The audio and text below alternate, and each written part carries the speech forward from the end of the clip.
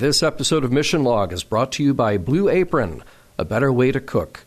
Check out this week's menu and get your first 3 meals free with free shipping by going to blueapron.com/missionlog. Mission Log, a Roddenberry Star Trek podcast. Episode 217, The Inner Light.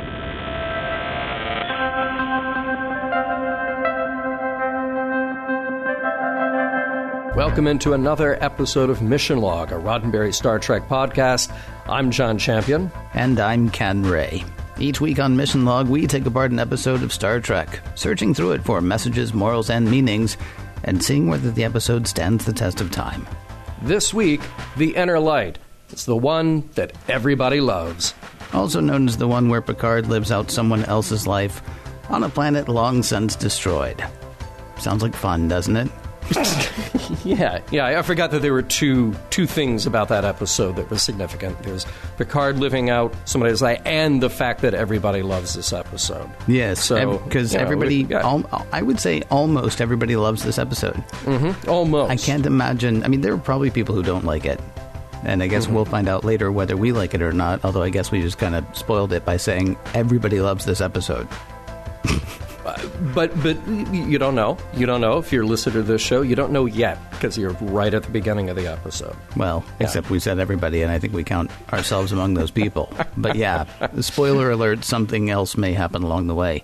Hey, John has trivia coming up in a moment, but first, we are stoked to welcome a new sponsor to Mission Log. It's Blue Apron, a better way to cook. Ken, I feel like you know me pretty well. I feel like our listeners know me pretty well. You may not know this about me, though. I love food. Oh. Yeah, I love food. And I love to cook, and I love to eat. Now, what I don't love is planning and shopping. Like opening up a pantry and trying to figure out what I need. I do not enjoy that part. But what I love about Blue Apron is the idea of perfect portions, no waste, everything is there, and I just get to do the fun part, which is put my meal together and enjoy it. Yeah, you get to do that with ingredients that are both good and sustainable, which is actually a part that I love. It's not just... Well, they partner with over 150 local farms, fisheries, and ranches across the country. So the seafood sustainably sourced, the beef, the chicken, the pork, they're all responsibly raised. And the produce comes from farms that practice regenerative farming. It's not quite like driving to the farmer's market, but it's right. like having somebody else drive to the farmer's market for you and then dropping that stuff off on your front porch. It's kind of magic, yeah. Like you said, it's just a big box of food on your front porch. Here you go. Now you get to do the fun part, cook and eat. And as for cooking, each meal comes with easy, step-by-step, easy-to-follow recipe cards and all of the ingredients that you need pre-measured in the amounts needed. So you won't have too little of something. You won't end up with throwing extra ingredients away. It's seriously a great way to cook and to learn. So what we would like for you to do is check it out for yourself. You can check out this week's menu and get your first 3 meals free with free shipping by going to blueapron.com/missionlog.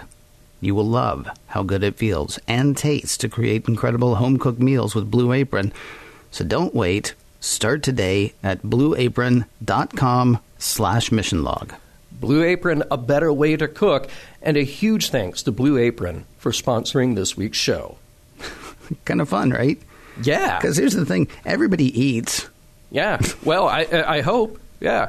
Yeah. So it seems like everybody might want to try it. Mm-hmm. Hey, you know what else everybody might want to do is get in touch with us. Oh, man. Yeah. Send us pictures of your food, won't you? That would be absolutely fantastic. Or, send us your comments about the show or things you'd like to hear. Mission Log Pod is the address to find us on Facebook, Skype, and Twitter. If you would like to leave us a voicemail, we would love to hear your voice. 323-522-5641 is the phone number to call. 323-522-5641. Our email address is missionlog@roddenberry.com. Our show website, including Discover Documents, is at missionlogpodcast.com. And please do remember, we may use your comments on an upcoming episode of Mission Log. And now an episode about which, sadly, there is very little to say. Likely including trivia. But, I will spare you a minute maybe two if you want to make some stuff up. Because I really can't imagine this is a well-studied, well-researched, well-documented episode of Star Trek. I'll do my best. And if I don't have anything good, I'll improvise. So today's story, written by Morgan Gendel, and he shares the teleplay credit with Peter Allen Fields. Now, Morgan named this episode after the Beatles song that is the B-side to Lady Madonna. That's pretty cool. A little bit of music trivia there. Don't expect a lot of Beatles lyrics in this episode, though, of Mission Log. His professional writing career starts in the late 80s with TV credits on Wise Guy, 21 Jump Street, more. He's credited with 2 Next Gen episodes, followed by 2 Deep Space Nine episodes, and he contributed to Tech War, the TV series based on William Shatner's book. Now, because writer and producer are inextricably linked in TV production, Morgan shows up in those positions across shows from VIP to Law & Order, Drop Dead Diva to Nash Bridges. So, let's talk a little bit about what got him to Next Generation. He wasn't total outsider pitching spec scripts, but his first pitch may as well have been. He tried the, planet where everyone tells the truth pitch, only to find out that it was one of the staff's pet peeves of pitches that they were sick of hearing. So then he came back, influenced by the idea that Next Gen had rarely gotten into the heart of its characters. He pitched variations of this episode 4 times. It was the road not taken idea that stuck, and he had kind of a psychological premise. Well, a couple of them. One of Gendel's starting premises for this story was, what if you wake up tomorrow and realize everything in your life had been a dream? So, interesting idea, number one. And then the other idea influence here is that we sometimes have a very hard time distinguishing between real experience and what's happening in our minds. So then he was able to launch off into this bit of storytelling. The episode was directed by Peter Lauritsen, and we haven't mentioned him as a director before because he wasn't. Peter, however, worked as a producer on Next Gen from the very beginning. He was primarily in charge of post-production, everything from effects to music and sound editing. This is the first of only 3 directing credits he has, but he continued as a Star Trek producer until the end of Enterprise in 2005. And after that, he pops up on a number of other shows, most notably The Mentalist, where he was a co-producer. Now, The Inner Light is a winner of a Hugo Award. It was nominated for an Emmy for Outstanding Makeup. Speaking of makeup, Patrick Stewart had the earliest call time of the entire cast during this part of production, sometimes starting at 1 a.m. for a 7 a.m. on-set report time. No surprise, he described this episode as one of his greatest acting challenges while on Next Gen. I'm sorry, he had to be there at 1 a.m. for a 7 a.m. call time. Yep. Was that to apply all the muscle? Yeah, right? Yeah, that's just like Ricardo Montalban as Khan. Our captain is pretty rip in this episode. He is. He's got the gun show, man. He does. Now, let's talk about deleted scenes, which you will find on the Blu-ray. Let's see, you have a different opening this time. It's more of a casual, catching up in the middle of the day kind of opening. Picard is talking about opera. Riker is laughing. Then we find the probe. We have a scene with a little more of Picard's insistence that he is Picard, while Eileen is offering to make him a hot drink. We have the Enterprise crew trying to figure out what's wrong before Dr. Crusher arrives on the bridge, and we have more of Picard on the bridge and Beverly noting that his metabolic rates are, quote, like that of an 80-year-old man. Finally, the last scene is a kind of heartbreaking scene with Kamin's daughter, Maribor, telling him that Kami will have a rich life even if it will be a short one. Now, I always like watching these, and it's good to see them in context as they do on the disc. The deleted scenes have no music or sound effects, just the dialogue, and you can sometimes hear stage chatter and other stuff happening. This is kind of a nice way to get a glimpse behind the scenes of the show. Now, I do want to point out, I love watching the photography on Next Gen, and there's a dramatic change in lighting in this episode to go from sunlight to, super bright sunlight. And I kept thinking that the studio must have been filled with HMIs. I don't know if you've heard of these, but and I'm going to botch the name here, but hydrargyrum medium arc iodide lights. And I bring it up because I've only played with these once or twice. You turn one on, and it just absolutely floods a room with daylight temperature light. They are remarkable devices. They're huge. They have to have a lot of ballast and a lot of control on the amount of energy that goes into them. But I remember working on a commercial one time in a diner. They literally set up one of these lights outside the diner, and it just flooded the entire restaurant with daylight light. So that's what we have a lot of in this episode. Just a little bit of location shooting at Bronson Canyon to get that nice exterior of Picard hiking up into the hills. And, we don't always talk about the music in trivia, but it's of note that Jay Chataway, who was composing episode music at this time, created the score for The Inner Light as well as the flute piece played by Kamin. Now, it was memorable and popular enough among fans that he extended it into an orchestral piece a few years later. Now, let's talk about that flute. So it is a prop. It doesn't work.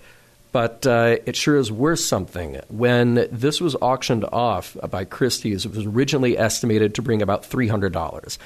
Then they thought better of it. It was a popular episode. It's kind of an iconic device from that episode. So they adjusted the estimate from about $800 to $1,200. Then it sold for $40,000. Plus the 20% buyer's premium, bringing the total to $48,000. And it didn't work? Doesn't work. Now, also worth mentioning that it's not a flute.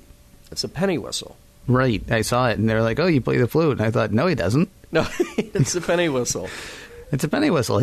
I had a penny whistle. And by the way, I don't understand. I had a penny whistle, and it worked, and it cost me like $10. Wow. See, look at that. You're like $47,900 and $990 ahead of the game by having that penny whistle. Seems That's like good. Yeah. So, it's not a flute, it's a penny whistle, and it's important for a couple of reasons. A, because of the nautical heritage. Penny whistles were used throughout the history of the Navy, flutes were not, and it also allows us to see Picard's face. So Morgan Gendel had come up with the idea of the flute. He pitched it. The producers and other writers hated it. They hated the idea, and he brought this back to his wife, and she said, flutes aren't cool. And then he thought, well, wait a minute, it's a penny whistle because it's the Navy, because that Starfleet is based around the Navy. So we'll tie it back to that. We'll make it a little cooler. So that's how we ended up with that musical instrument in the episode. Would have been totally awesome, though, if it was like a slide whistle. Oh, that would be great. Yeah. Mouth harp, maybe. Yeah, mouth harp would be good. That'd be awesome. Or a pan flute. Mm-hmm. Yeah, the pan flute would also be fun, but I think the mouth harp would be the best because it's all very serious, very staid, and then it's all blah, blah, blah. I'm really envious of the captain. He got to live a whole life on another planet, but I wish they had picked some. Like a penny whistle maybe would have been good. Yeah, right. Because that mouth harp is killing me. Just not fun after 50 years. Says Data. I mean, it's that annoying. All right, let's talk about the guest stars. We have Richard Reel as Bataille. Richard is from Wisconsin, studied theater at Notre Dame, and then continued to work and study German while living in Austria. He's one of those actors who just works constantly. In the 70s and 80s, he had some small film roles and then landed a few TV guest jobs like Falcon Crest, Quantum Leap, and My Two Dads. He was Ed Rooney in the TV version of Ferris Bueller. After this, he appears in Sabrina the Teenage Witch, Joe Dirt, The West Wing, ER. There's so much more. He was in Office Space. He was also in Fear and Loathing in Las Vegas and even a Transformers movie. I mean, the guy has more than 25 credits for the year 2016 alone. Other actors really need him to slow down. He was in that Jerome Bixby-written movie that I like quite a bit, Man from Earth, and we're not done with him yet because he'll be back for 2 appearances on Voyager and 2 more on Enterprise. It's amazing. I actually tried to check him out because he is one of those faces, and we've talked about these faces before, where you see him and you're like, oh, I know that guy. He was in, and then I checked, and he's in everything. In fact, I think it's almost law that he has to have been in everything. In fact, I think it's quite possible that he is playing either John Champion or Ken Ray in this episode. Yeah, he's in everything. He's in your living room right now. So make sure he's got a sandwich. Make sure he's comfortable. Yeah. It's a bit like, when it got the most mannequin being John Malkovich. I think if you go to the grocery store today, he will be your cashier, he will be your bagger, he will be the manager. Mm-hmm. He will be the face on the baby food as you walk down the aisle. Yep. So give him a little pat on the back for that. He's that guy. Now, we also have Scott Jake as the administrator. Scott is also from Wisconsin. He worked in theater before making the jump to TV. In fact, he was nominated 3 times for the Jeff Award, which, if you know Chicago theater, like I do, and maybe a handful of our other listeners do, this is a big deal. TV appearances include T.J. Hooker, Remington Steele, Alien Nation, and The Larry Sanders Show, and he had recurring roles on ER, Santa Barbara, JAG, China Beach, and Beverly Hills 90210. He will be back for more Trek. Look for him in the premiere episode of Voyager. We have Jennifer Nash as Maribor. Jennifer has done just about everything an actor can do. She was born in South Africa, but studied at the National Theatre of Great Britain. She worked there as well as on Broadway. She worked in commercials and TV. You've seen her in guest roles on Growing Pains, Home Improvement, Coach, Red Shoe Diaries, and more. Daniel Stewart as Kamin's son, Bataille. Yes, that is Stewart as in Patrick Stewart's real-life son from Patrick's first wife, Sophie Falconer. Daniel has a handful of roles to his credit other than this, his only appearance on Trek, but he shows up on Space Above and Beyond, as well as Law & Order SVU, and he works with his father again on Blunt Talk. Finally, Margot Rose as Eileen. Margot got her start in theater in New York, then worked on commercials. Early film appearances include the Eddie Murphy movie 48 Hours and Brewster's Millions, and she found herself with a recurring role on Night Court.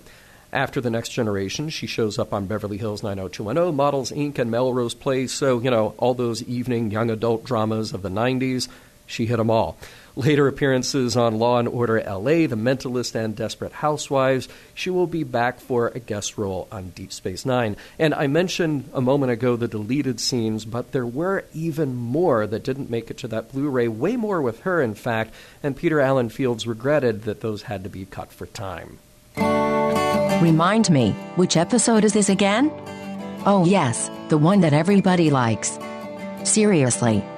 Everybody. Prologue. The Enterprise encounters an unidentifiable probe in space somewhere in the Parvenium sector.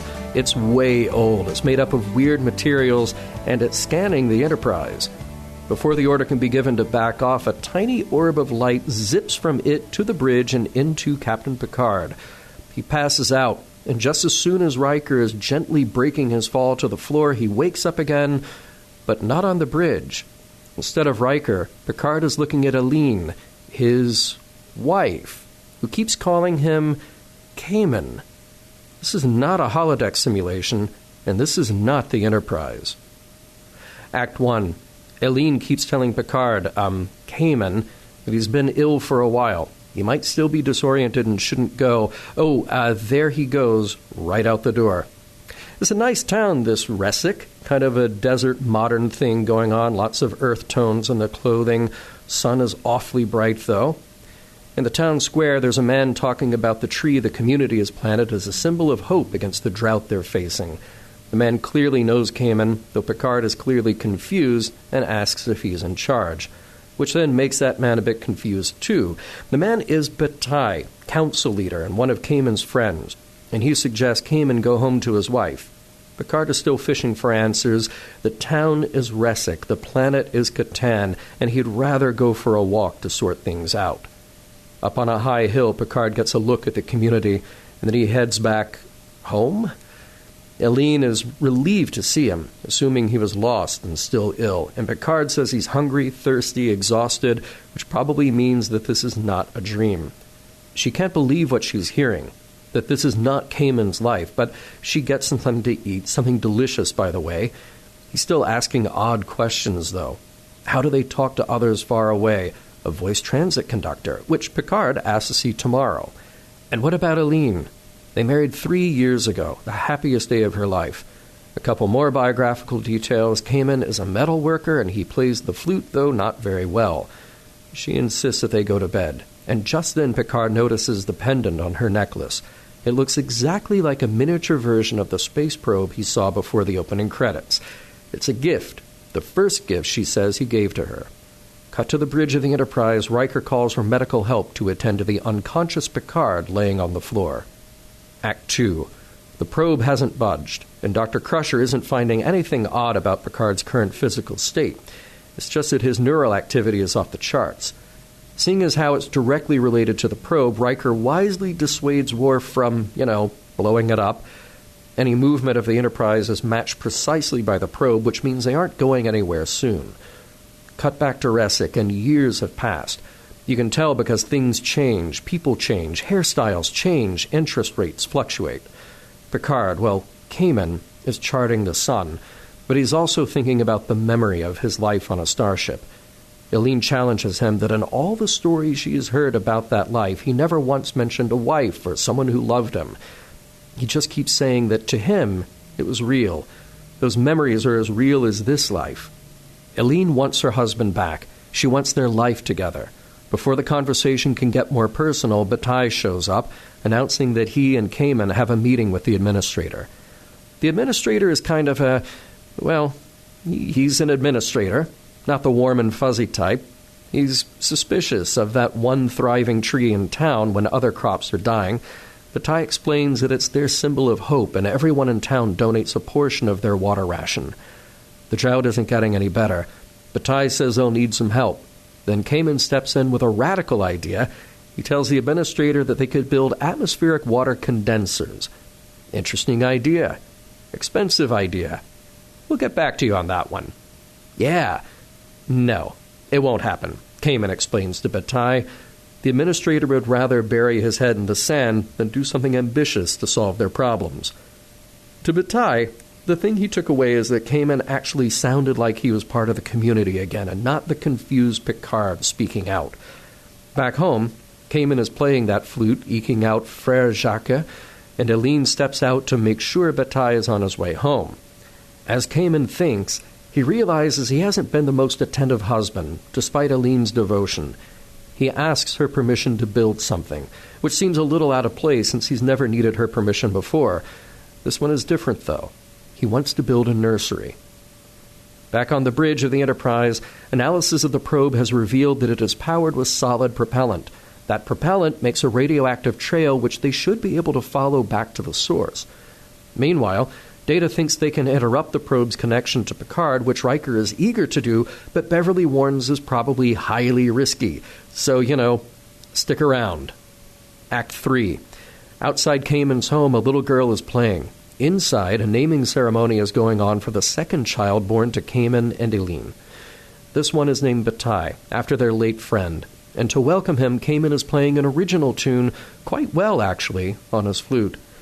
He's basking in the warmth of family and friendship when Kamin suddenly falls to the floor ill. Immediately cutting to the Enterprise, Picard is convulsing, his vitals are caving. Dr. Crusher and Nurse Ogawa do everything they can to stabilize him, but it's Data who needs to stop interfering with the beam coming from that probe. Once that's reestablished, Picard seems to stabilize. A few more years have passed on Kataan. Kamin greets the young woman, Maribor, who is his daughter. That's the little girl we saw a moment before. She's busying herself with science, analyzing the soil, and realizing that this drought is chronic. Their soil is dead. Kamin encourages Maribor to put down the soil samples for a moment. What about her life? What about that young man? Maribor thinks that she should marry, maybe sooner than later. Kamin, knowingly, encourages his daughter to make the most of her time. On the bridge, Picard is okay, and Geordi has a fix on where that probe originated, about a light year away. It's a planet called Kataan. Probably was a nice place, but about 1,000 years ago their sun went nova, killing all life. Act 4. Many more years have passed in Resic. Time to check in on Kamin's grown young adult son, Bataille. He tells his father that for all these years that he's been focused on science and math, he really wants to pursue his music, maybe even drop out of school to do so. After all, he plays a mean Frère Jacques on the flute. Kamin isn't too happy with the news at first, but he softens a little. At least he'll hear him out. Maybe not such a bad idea to let the kid follow his dreams. Kamin's due for a meeting with the administrator, and guess what? They know all about the dire prospects for the planet and the eventual extinction of everyone there. But what would they do? Panic everyone? Kamin says there must be a way, something, anything they can do. Perhaps evacuate some people. But to where? Surely something of this culture can be preserved. The administrator says there is something being planned. He can't say what, but something. Kamin's interrupted, though. He's needed at home right away. Eileen has taken a turn for the worse. She's saying goodbye to Kamin, weak, but with a gentle reminder to put his shoes away. And then she slips away, and Kamin is crushed. Act 5. More time has passed. An elderly Kamin is horsing around with his grandson, Kami. In walks Maribor. She's there to gather the family to go see a launch of some sort. The whole town will be there. And it's bright out, awfully bright. Protective sun gear is the in look these days all over Kataan. Kamin is a little reflective, dismayed that his grandson won't be given the opportunity to live a rich, full life. Kamin didn't recall hearing the announcement of the launch, no idea what it is, in fact, but he parks himself on the step of a dry fountain to watch. Everyone is there. Literally everyone from town, including the people who passed away long ago. There's Batai, Kamin's old friend. There's Eileen, as young as she was when she met Kamin. It's like a dream, but it wasn't a dream. It was a place, and you, and you, and you, and you were there, but you couldn't have been, could you?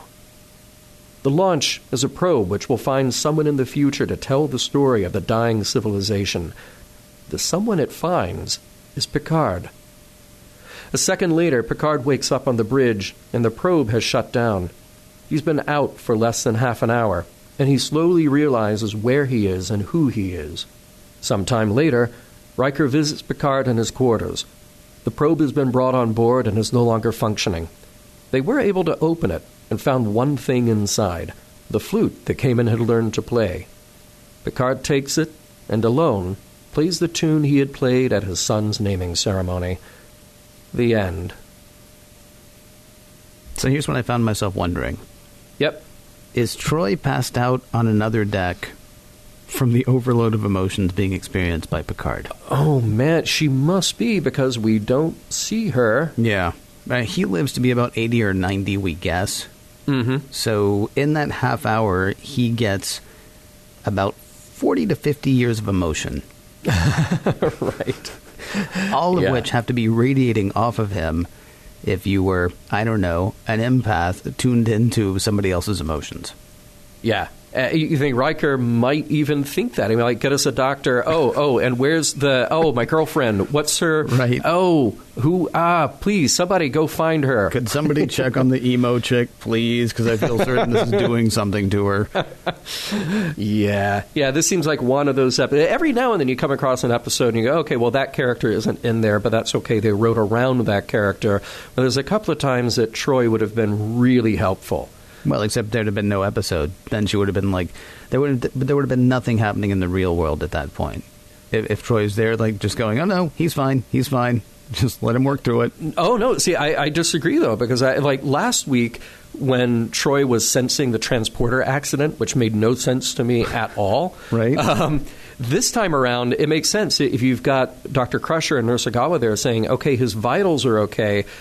But Troy saying, whoa, his vitals are okay, but all that neural activity, his emotions are just going crazy. It's like the Indy 500 of emotions in there, so be careful. Which we've already said, be careful with Picard. Yeah. But I think fine to have Troy there and reiterate that. No, I'm really glad she wasn't there, honestly. I'm more like the comedic idea that she's just totally passed out. Totally passed out in her quarters or someplace, in that yoga room that she goes to. Oh, yeah. If Beverly hadn't been called to the bridge, maybe she would have seen Troy pass out. Yeah. Because they were going to do yoga together or something. Right, right. Yeah. Hey, one of our listeners, Jerry, posed an interesting question. And by the way, actually, so did many of our listeners. Eric, Alex, so many people wrote in about this. But Jerry had a few that I wanted to pull here. Does the contents of the probe alter itself to fit the person it connects with? So think about that for a moment. If it had been a Klingon, let's say that probe went into Worf, would the people on Kataan look like Klingons? Or what if the probe had gone into somebody who doesn't have, gendered sexes? or anything else that maybe would not have fit the narrative that was being told on Kataan. And then, follow-up question, are those characters acting around Picard as he reacts, or are they on a pre-programmed story? Will they react the same way given whomever the probe connects with? If Picard had gotten there and he was like, no, I'm not interested in any of this. I'm going to go hide in the mountains for a few years. Do they just say, get back here, A bit like the Truman Show. Yeah, right. Like every time he tries to leave town, something happens until he finally gets to the edge of the Earth, which is like 3 miles away. Yeah, exactly. Okay, so in Act 1 or 2, I can't remember which. I guess it's Act 2. Mm-hmm. Maybe it's Act 1. I don't know. One of the two. Mm-hmm. When he sees the pendant that he had given her, so she's sort of leaning over him, and he reaches for her chest. Mm-hmm. And I actually thought every time actually that I watched it, I thought he's going to make some endearing gesture, or something. And I immediately thought, okay, just to your question, if this is Riker, he starts having a relationship with her immediately. He may still be trying to figure out how to get away, but it's kind of an interesting question. But there's I don't know. I think we'll probably end up coming back to that in a little bit, I would think. Yeah. Well, and similar ideas to ponder here that our listeners asked, was Kamin a real person who was modeled for this simulation? Mm. Or, would Kamin have had the same life played out as someone else had met the probe? And how many people has this happened to before? I'll assume none because the probe shuts down. Right. But, did it try with anyone else before? Like, nope, this is not a good match. Moving on. Moving on.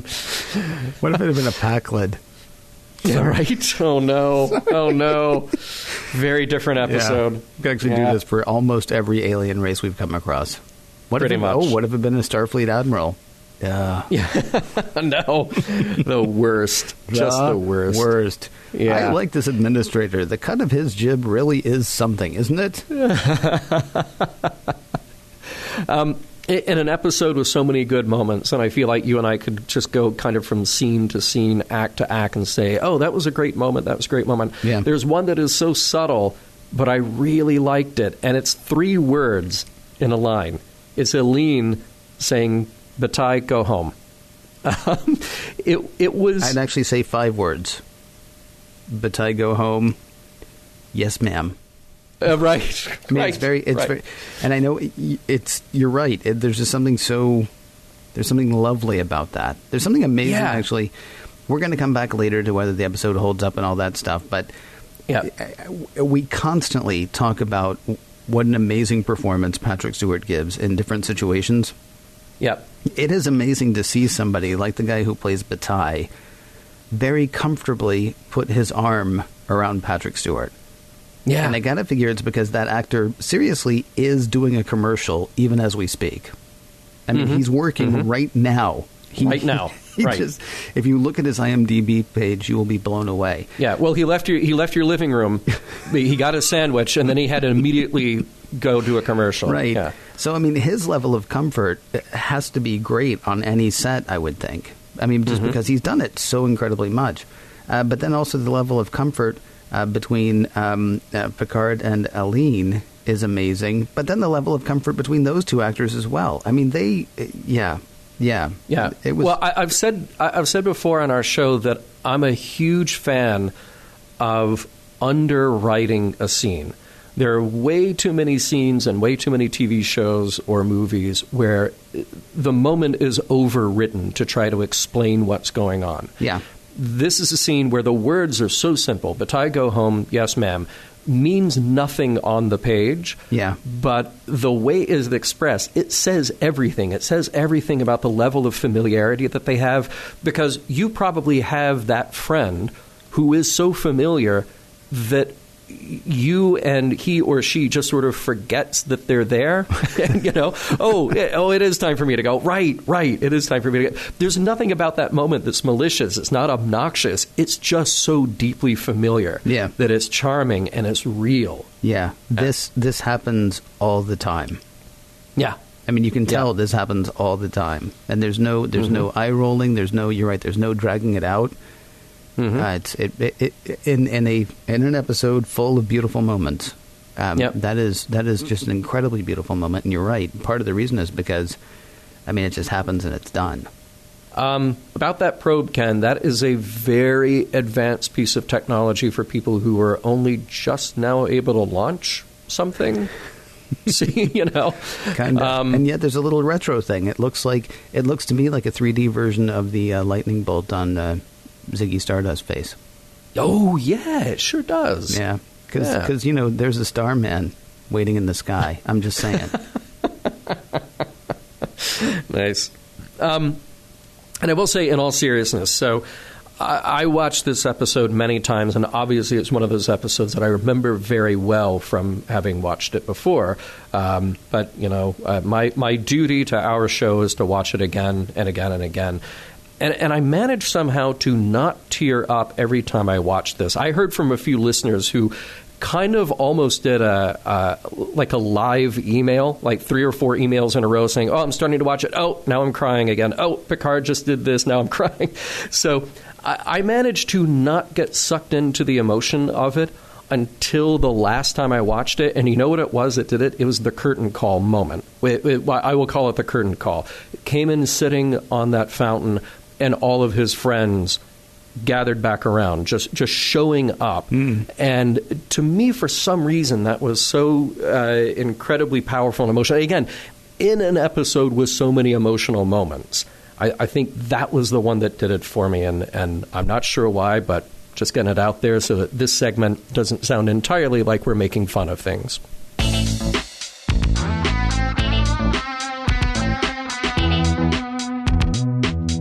From the people who brought you the Sonny Clements Big Note Guitar Songbook, it is Kamin's Learn to Play the Flute, or Tin Whistle, whichever.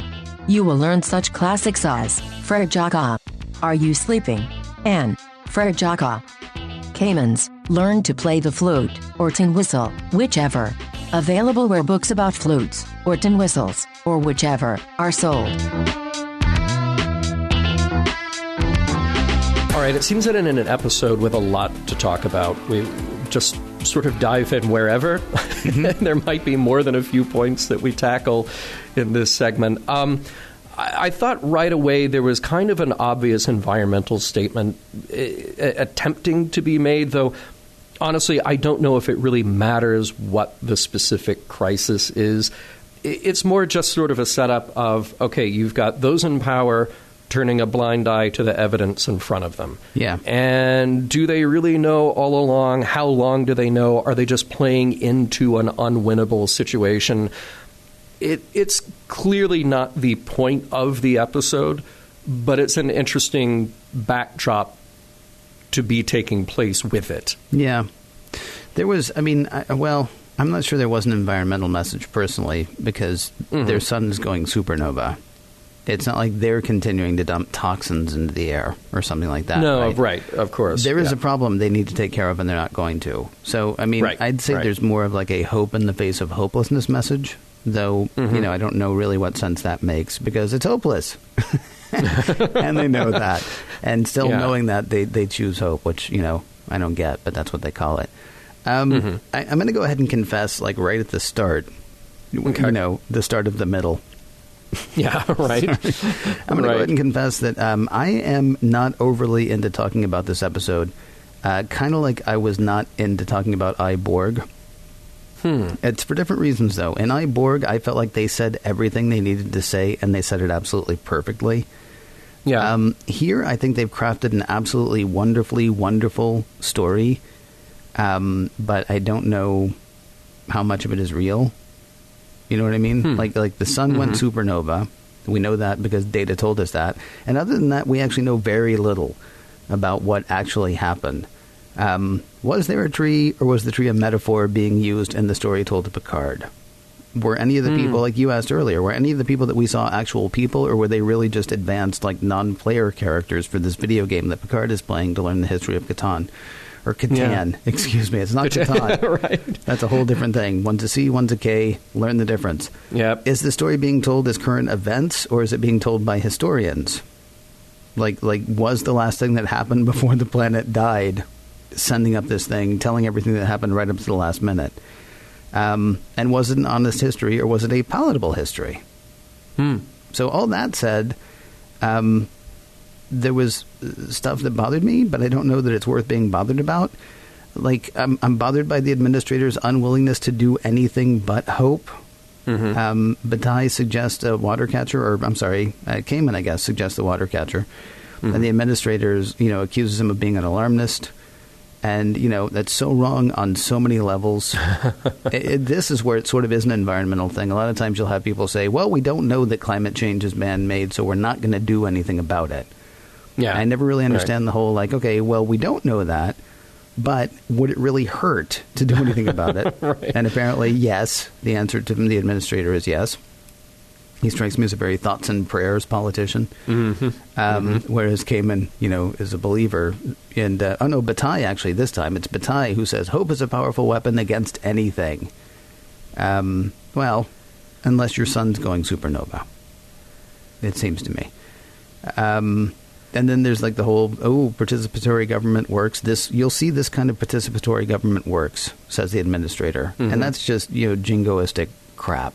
Yeah, right. Made to keep Kamin docile in this episode. I got one more thing, and then seriously, I may be done for the segment. The rest of it, I'll just be reacting to you, I think. I'm reminded of the government's actions, or lack thereof, in the episode First Contact, the one where we meet a civilization that's on the verge of warp drive, and they abandon warp drive and thus progress because they're not ready for the truth.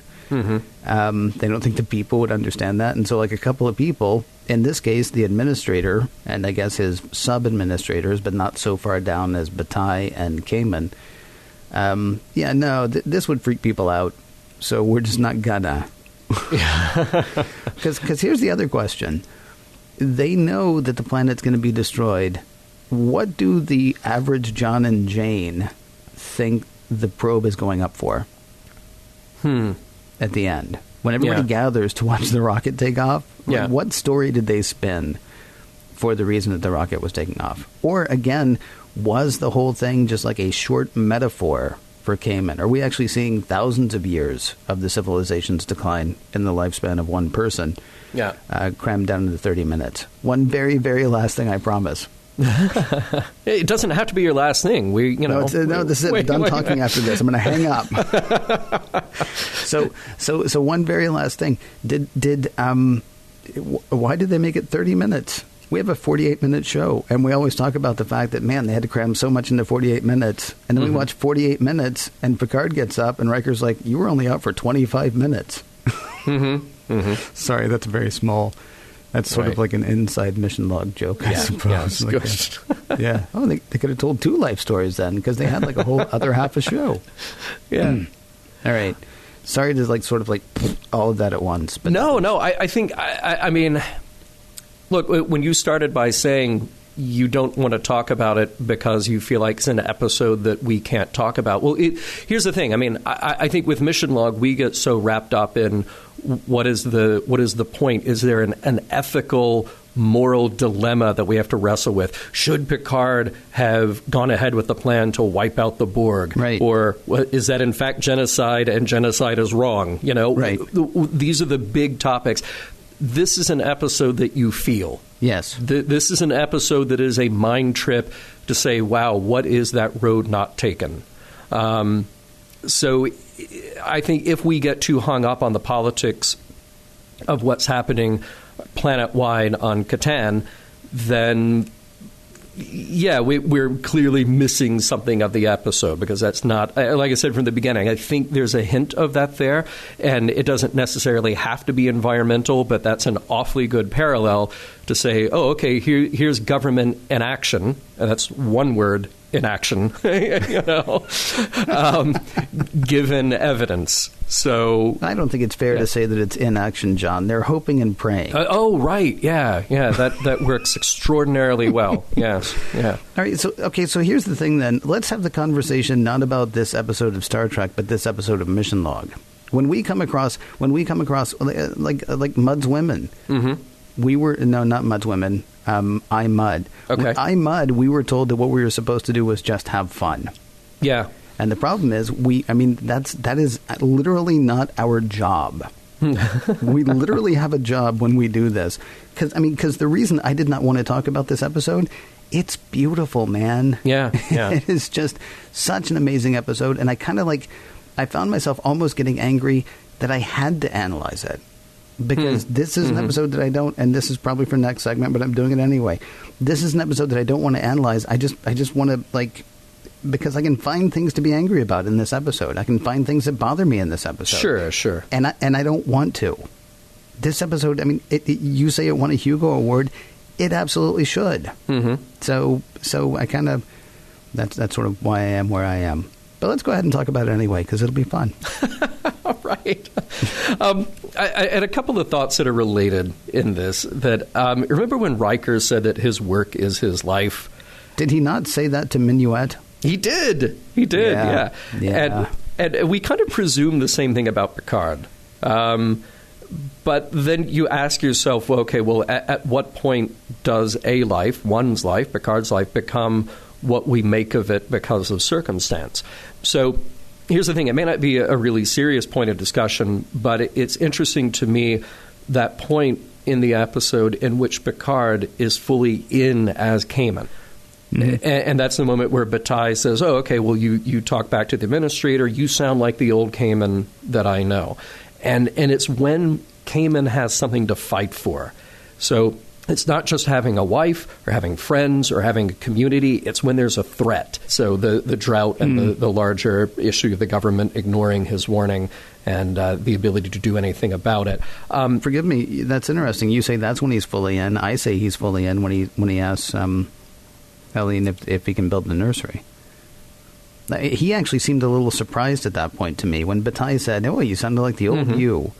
Then Picard's like, he actually seemed sort of taken aback by that. Yeah. But then when he asks her permission, I mean, that to me it feels like is when he's all in. Even suspecting that the planet's going to be destroyed, he's going to go ahead and live out this life to its fullest. Yeah. Including giving her, what she had wanted pretty much since he woke up from his fever dream. There is, it's interesting that there is that moment of hesitation, like you said, where Bataille says, "Hey, you seem like the old Kamin." Yeah. And there is maybe that realization, that moment. But in that moment, I feel like it's Picard forgetting himself. It's not the Picard who is looking through the telescope to try to see what's happening out there. It's the guy who's so wrapped up in what's happening. But yeah, you're right. There is that moment where he's sort of forgetting himself, but then remembers himself. Right. I mean, because that is something Picard would do. Picard stood up in the Klingon Council and fought for a better Klingon empire. And he's not Klingon. And he didn't forget that he was Picard at that point. I mean, that is something that Picard's going to do every time. Stand up to injustice. Stand up for truth. Right. He's practically Superman in that case. Yeah, where he becomes something else is when he is, you're right, not looking for the Enterprise anymore, trying not to think about that whole life, but thinking instead, this is my wife, this is the planet on which I live. Why don't I give her the thing that she wants, that she's been, patiently waiting for the last 5 years? Right. So here's another thing. On our show before, we've half jokingly, half seriously talked about how what we do now as human beings on social media is sort of that way we leave a little of ourselves behind in a bid for immortality. 2,000 years ago, you would have built a statue. Well, I don't know about you, but I 2,000 years ago, I totally would have been in with a statue of myself being built somewhere. I was going to say, you wouldn't have built a statue. You would have commissioned a statue. I would have commissioned one. Honest. Yeah, very true. 200 years ago, you would have written a book or commissioned an oil painting, which may still be a good idea. Might still look into that someday. So there's something in all of us, even if it's in a tiny way, that wants to be noticed and remembered. And there's a possibility that our descendants might have to do that on a global scale as well. Never know. The people from Kataan have a particular story that they want to tell about themselves and the kind of people that they are. It's worth it every now and then to look that far ahead and ask ourselves what kind of message we're leaving to the future about who we are. Now, if we were just take a slice of today and look at the digital trail that we leave behind, it's is arguing about politics, it's posting pictures of food and cats. But, you do ask yourself, okay, in 100 years or 200 years or 500 or 1,000 years, does some historian look at that, and are they able to put together some kind of a viable picture of who we are and what's actually important to us?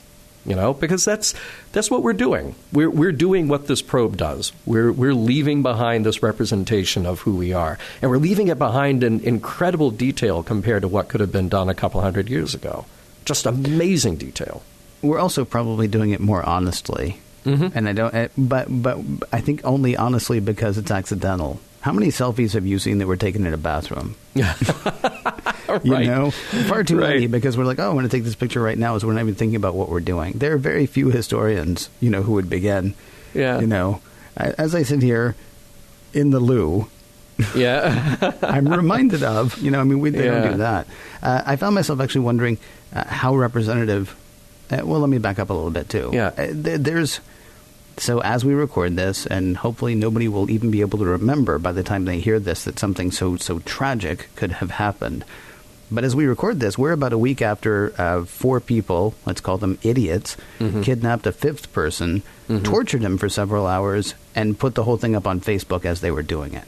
Yeah. And when I say tortured, I don't mean made fun of. I mean cut. I mean tied up. I mean degraded, and did it for a viewing public. We're leaving much more about ourselves for the future than I think we want to. The arguing about politics, though our arguments devolve into senseless gibberish almost immediately, at least we're arguing about how things should go. Right. So I even give us a little bit of props for that. Although that's kind of hard to do after a while. I did find myself wondering, though, in the story that's being told to Kamin or by Kamin, how representative the history actually is. I mean, Picard knows now what it's like to live in the suburbs. Yeah, right. Kataan, right? Right. I mean, if they're a monoculture, into which, like the ones we bump into on every planet, then he knows everything about this planet. But is this whole planet the suburbs? I mean, is there an uber-rich segment of the population about which we don't know? Are they the ones telling the story, or is it somebody else? Is there an uber-poor segment of the population that nobody's talking about? Is there an agrarian segment of the population? All of that said, the scope of what he learns really is amazing. Yeah, for white dudes living in the suburbs, like he learns about courting, not through his time with Eileen, but by watching his daughter do it. He learns about the education system because he raises a couple of kids. He learns about the ineffectual system of government by trying to work with the administrator, and the food, and the medical system because his wife has a kid, and his wife says people have surgery all the time. Okay, I mean he's getting to learn everything about this. Maybe one segment of the population, unless it is the monoculture. I mean there is something really neat about what's being presented, and yet because again, it's our gig, I couldn't help wondering, okay, so do we now know everything about this planet? Or do we know about the, enough about the planet, from the people who said, no, seriously, we're going to be toast. Shouldn't we tell somebody something? Well, it kind of goes back to this idea that we've talked about before, how you have episodes that point to the old axiom that history is written by the victors. Right. And there's something about that where you're saying, okay, history is edited, it is polished, it is there to tell a story.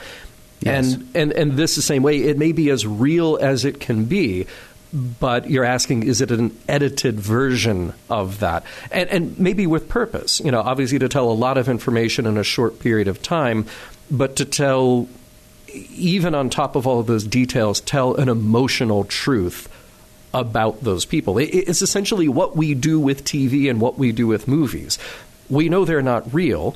We know that they are boiled down, edited versions of stories, but if it's a good one, they're telling an emotional truth that you get to walk away with. And that's kind of what this probe is doing to Picard, albeit in an extraordinarily profound way where he forgets who he is, but that's the next step of immersive entertainment.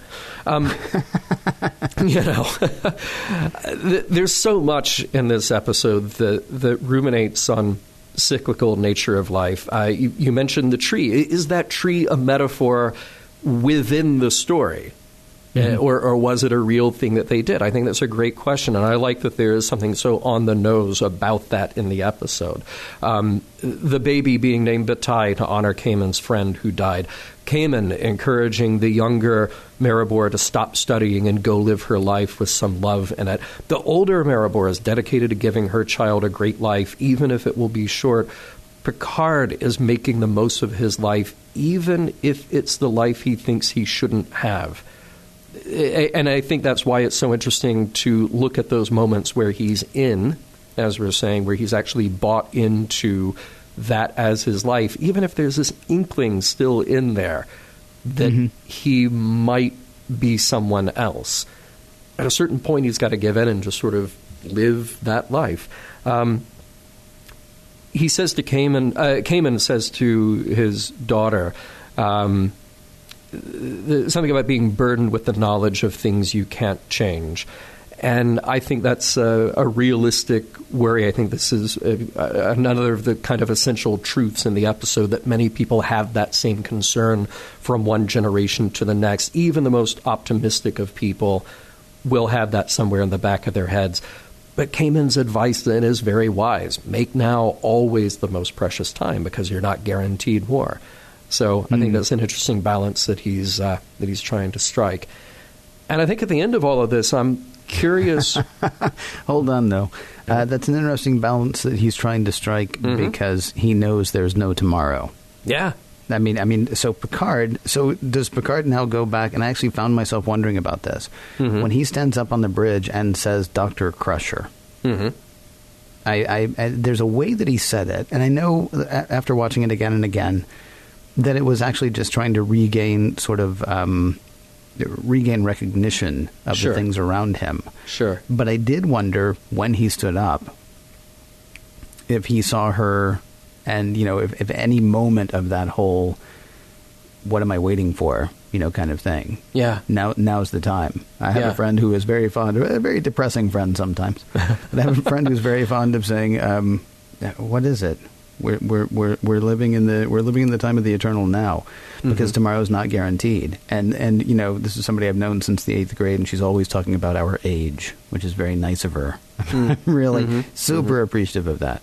But I mean, Picard has never been I'm just going to go and do. He had to be forced to go to Risa. Yeah. Right. Yeah. It is only when there's no tomorrow that Picard says, "Hey, you got to live like there's no tomorrow," because he knows there is in fact no tomorrow.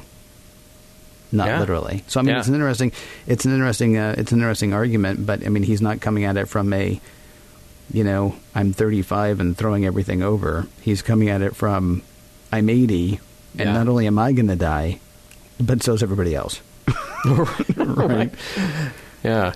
Well, that's where I kind of landed on this, is wondering what were the long-term psychological effects on Picard. He had this identity taken from him by the Borg. Now he's given the opportunity to live out an entirely different life.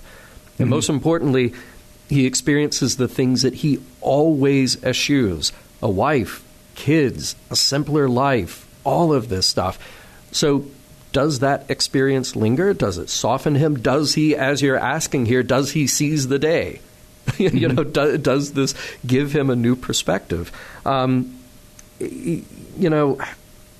Morgan Gendel was insistent that Picard not be relieved to be back on the Enterprise in that last scene. He described it. It was a speech or an interview or something where he said, one way to write this is that he wakes up and then he kisses the ground and he hugs everybody on the bridge. But he felt that was the wrong choice. He has lived 50 years in another life. So presumably, well, maybe not longer than Picard has been alive, but longer than Patrick Stewart had been alive at that point. And he wanted to avoid this cliche of Picard doing that. And he assumed, okay, look, Picard is not the same, and he's not going to be the same. The flute was the thing to drive that home. Obviously, you're going to end on that rather than ending on a slap on the back and, well, it's good to be home. You can't do that. So, So then, yeah, I think what you're posing here is a great question. When he looks at Beverly, is he looking at Dr. Crusher, who is there to help him, or is he looking at the person who now for 5 seasons there's been this on-again, off-again flirtation? Will he take that opportunity to seize a day because now is all that he's guaranteed?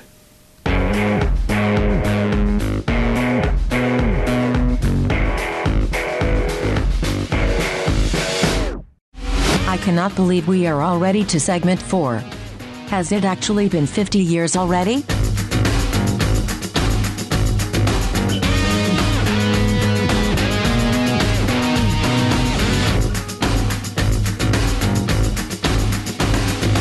All right, the Inner Light, it seems like the Mount Everest of the next generation when it comes to expectation and kind of maybe our own concern about doing it some justice. But here we are at the end, the Inner Light, one of the most beloved and anticipated stories of Next Generation. So we're just going to wrap it all up in a couple of minutes. I think we can do that fairly and safely.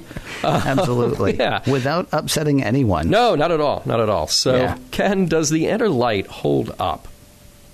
I would say, John, it depends on how you ask. This is TNG's City on the Edge of Forever, I think. Mm-hmm. We heard from a lot of people that this was their favorite episode, their absolutely favorite episode of The Next Generation, and I absolutely understand why that would be the case. We talked about it earlier. The acting is absolutely wonderful. I so believed the relationship between Picard and Aline, or between Kamin and Aline. Mm-hmm. I believed all the reveals in the story. And I feel like the Katanans... I mean, this is the one thing. I actually think they were kind of cruel to Picard because they kept leaving clues for him that this wasn't real, but they kept making him go ahead and accept it, right? Mm-hmm. Like the pendant around Aline's neck. They show him, oh, this is that probe. Yeah. But forget that. Go past that. They make him think, or try to make him think anyway, that his life on the Enterprise was a lie. And that works. And then, they do that. They give him this entirely different life just to toss him back, into his old life. Which it kind of like, so when I start to actually try to pick it apart, I'm angry that it's our duty, our job this time to pick it apart. This episode is beautiful. And it does not say nearly as much about who we are or who we should be as something like I, Borg or Half a Life or the Corbomite Maneuver. But it's great. Yeah. I mean, it's an amazing episode. Now, is it good Star Trek? We've had this discussion about City on the Edge of Forever before. Mm-hmm. It doesn't do all of the things that a lot of times we want Star Trek to do, but this week I don't care. It's just a wonderfully beautiful episode. I mean, as you said before, as you mentioned before, there's a reason it won the Hugo Award. It's perfect science fiction. Yeah. It really may honestly literally be perfect science fiction. Is it perfect Star Trek? Yeah. Talk about something else. Talk about something else because it's beautiful. It is a beautiful thing that they've done here. And so I kind of want to remove it from the Star Trek discussion because it's just an amazing episode. Yeah. It's interesting that you mentioned City on the Edge of Forever. I read on IMDb that the 3 top episodes of Star Trek in its entirety, named at the 50th anniversary convention in Vegas, they were City on the Edge of Forever. Wait, who did this? Yeah, Wait a minute. We were there. Who did this? I cannot remember. Maybe was it Larry or was it Jordan? I don't know. Somebody did it. Somebody did it. So, all right. City on the Edge of Forever, Deep Space Nine's In the Pale Moonlight, and this, The Inner Light. Mm-hmm. And I thought that was really interesting. It's all episodes with no bad guys, no battles, no phaser. Well, there's one guy who phases himself and Sitting on Edge Forever, but that doesn't count. Typically non-Star Trek Star Trek. Well, in fairness, Hitler was also mentioned in City on the Edge of Forever, so I don't know you can say that there are no bad guys. Yeah, okay, he was mentioned. Not to bring the whole thing to Hitler. Yeah. So, But those are non-typical Star Trek episodes, and those are the ones that resonate the most with the audience. It's just an interesting observation. I think you and I, we looked at this and we were both a little bit intimidated. I'll admit that I was anyway. It's just so universally loved, and for many great reasons. It's another one of those episodes where you could take one idea, one plot thread, and spin that out into a show on its own. So if we didn't do enough on this episode of the one aspect that means the most to you, I'm sorry. We could have done 5 more shows on it, maybe. But this is what Star Trek, or at least what science fiction storytelling does maybe when it's best. It's using a sci-fi premise or using a sci-fi setting to tell a deeply personal story, the kind that asks us to contemplate ourselves and our own lives. And you don't need to do that with a bunch of spaceship battles and phasers, though that's cool too. There are many great moments where that happens too. This is purely a look at the road not taken for Picard. Mm-hmm. And we get to live that question out ourselves by watching it happen. There's also a delightfully Twilight Zone twist to the whole thing. It's far more gratifying than just finding a tape full of stories from the people on this planet and then having Picard sit down and read about it on a computer screen during his time off, because we know that's what he does during his time off. He just falls asleep with a book. There is something really amazing about living that history and really immersing yourself, like I said, in the emotional truth of these other people. So, yeah, for all these great storytelling elements, it absolutely holds up. I think you pose a legitimate question. Is it the most Star Trek of Star Trek? Maybe not, but maybe that doesn't matter. How about morals, meanings, and messages? Well, I kind of want to remove myself from that, honestly. Okay. I kind of want to remove myself from this discussion, I mean, as far as that goes, because I am doing what everybody told me I should do with all the Harry Mudd episodes. I'm just having fun. I mean, yeah, there's the whole seize the day sort of message, except it's not one that Picard actually lives by. Yeah. So it's kind of hard to, I mean, again, not to be cynical about it, but he says seize the day when he knows his planet is going to be destroyed and when he's in his 80s. So, I mean, it's kind of hard to say, well, that's definitely a message of this episode. Because it is a message of the episode, but, I mean, Picard's going to be captain of the Enterprise next week. Yeah. He's going to be captain of the Enterprise for 2 more seasons. He's not suddenly going to move to Risa, nor is he going to go become the archaeologist that, you know, he secretly seems to want to be, nor is he going to, you know, hail Q and track down Vosh. Right, I mean, right. So, I mean, he's not... I mean, yes, that is a message that's presented here, but I don't know. I mean, again, we go back to I, Borg. We go back to Half a Life. I mean, these were message episodes. This I don't think is a message episode. So while there may be things that we can apply, I just kind of want to take myself out of the messages, morals, meanings part of this one, because this is not that. This is a beautiful story. Yeah. Through which Picard moves and through which we feel. But I don't know. I mean, that was me at the end of it. What about you? Well, yeah, I think what you're saying is right. This is not a You See Timmy episode. Right. It's not Save the Whales. It's not War is Bad. But there are all these little moments where there's a sort of a nice little bit of wisdom for you to mull over and see how it applies to your life. So as it allows the character of Picard to be reflective, it allows us to be reflective. Now, like you said, it won't necessarily hold up. we don't get to see Picard.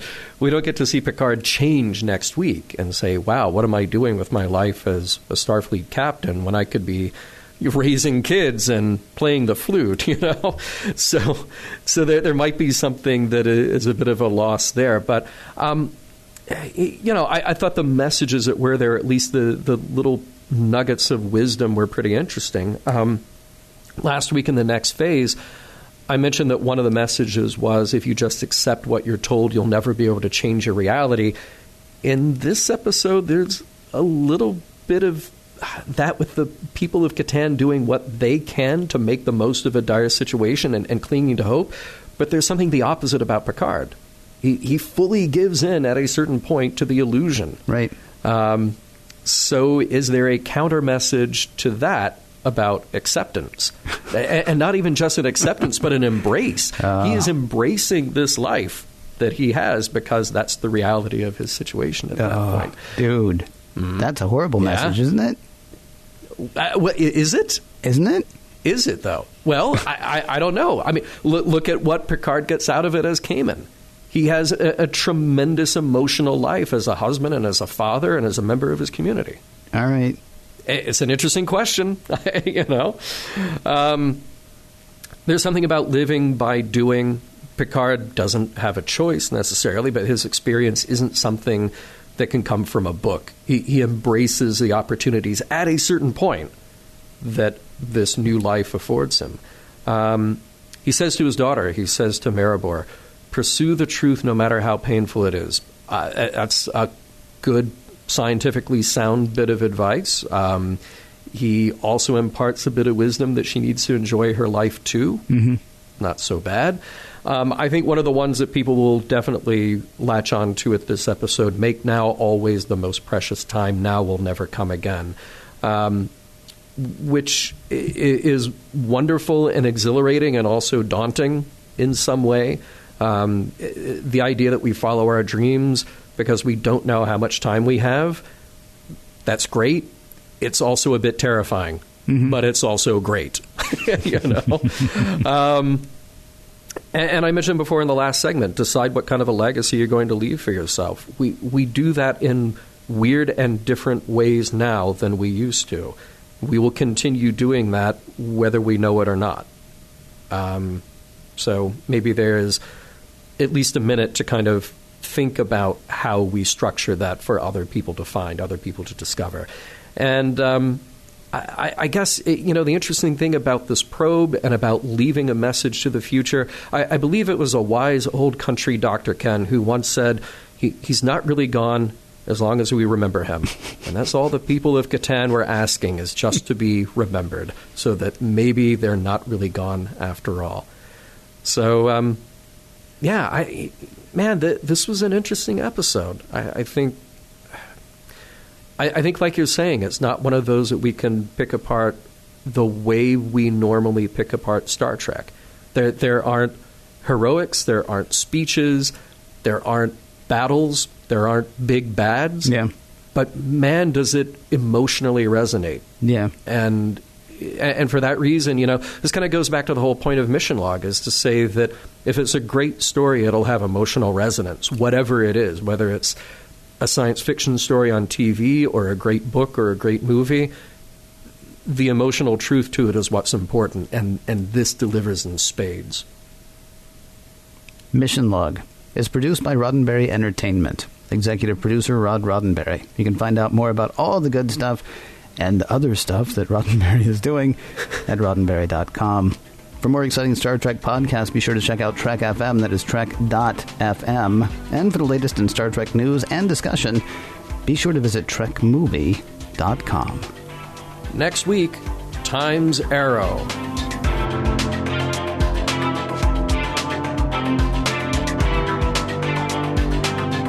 Some of the music for Mission Log provided by Warp 11, online at warp11.com, and from the album Messages by Key Theory, free to download at kitheory.com.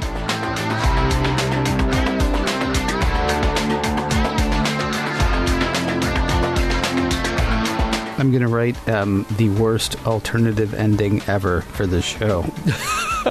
No. So, at the very end of it, Geordi says, maybe we should all get flutes. Because if they can teach Captain Picard to seize the day, they can do anything. Anything. That's good. And then big laugh. Yep, big laugh. And freeze frame. Yeah. Next week, Geordi's peeling potatoes with you and me. Right. Go carefully, everybody.